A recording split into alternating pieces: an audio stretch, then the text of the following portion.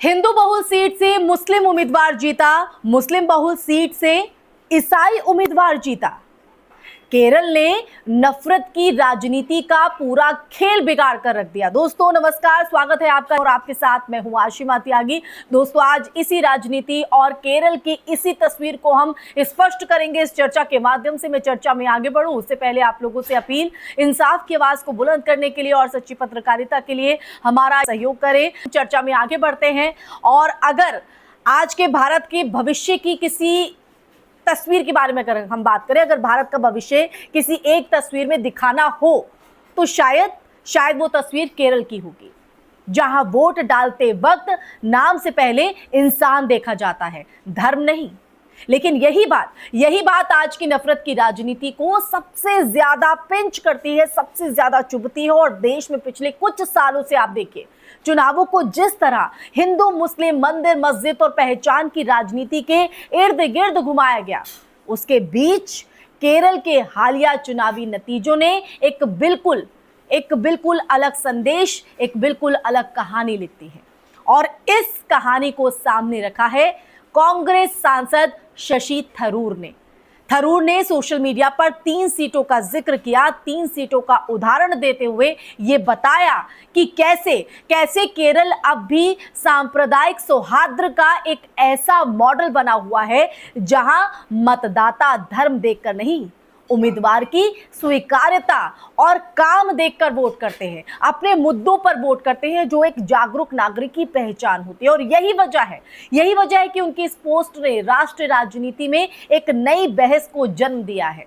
थरूर ने जिन सीटों का जिक्र किया दोस्तों, उनमें पहली सीट थी थवनूर।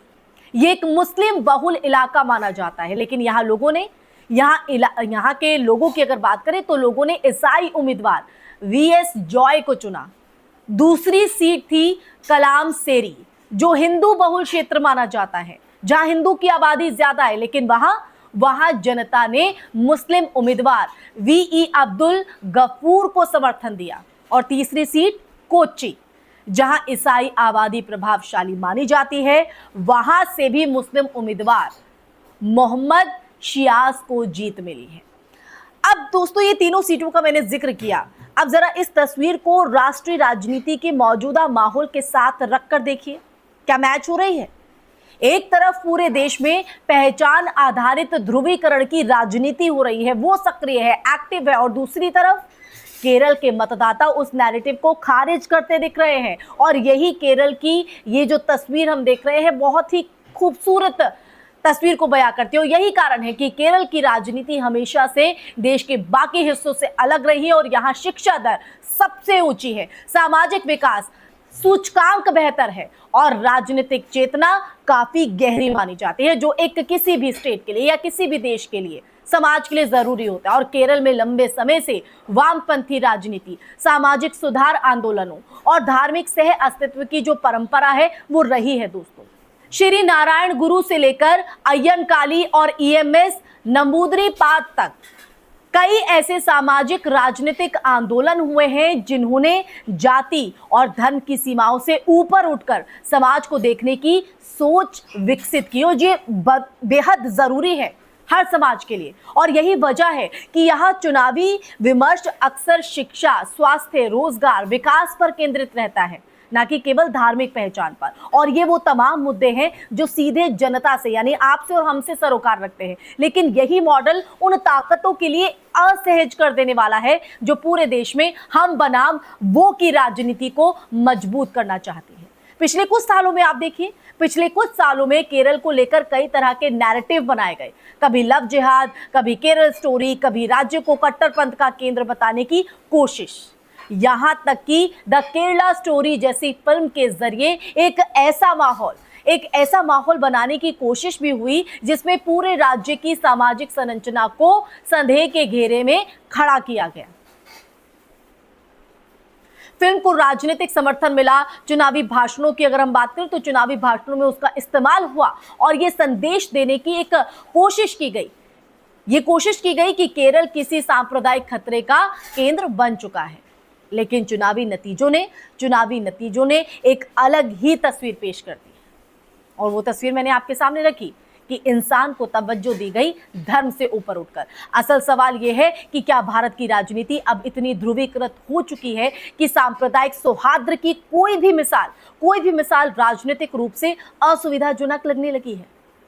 क्यों अनकंफर्टेबल करती है? क्योंकि अगर एक हिंदू बहुल सीट मुस्लिम उम्मीदवार को चुनती है, एक मुस्लिम बहुल सीट ईसाई को चुनती है और ईसाई बहुल सीट मुस्लिम को अगर जिताती है, उसे चूज करती है, तो ये उस पूरे राजनीतिक ढांचे को चुनौती देता है जो वोटों को धार्मिक खांचों में बांटकर देखना चाहता है। और यही कारण है, यही वजह है कि थरूर की पोस्ट सिर्फ एक चुनावी टिप्पणी नहीं रही है, बल्कि भारत के लोकतांत्रिक चरित्र पर एक बड़ा राजनीतिक संदेश जो है वो बन गई है। हालांकि अगर हम बात करें तो यह भी सच है कि केरल पूरी तरह समस्याओं से मुक्त नहीं है। वहां भी अगर हम बात करें राजनीतिक हिंसा, धार्मिक ध्रुवीकरण की अगर कोशिशों की हम बात करें, इसके अलावा कट्टरपंथी बयानबाजियों की हम बात करें, तो समय समय पर यहां पर ये देखने को मिलती रही है, मुखर होकर मिलती रही है।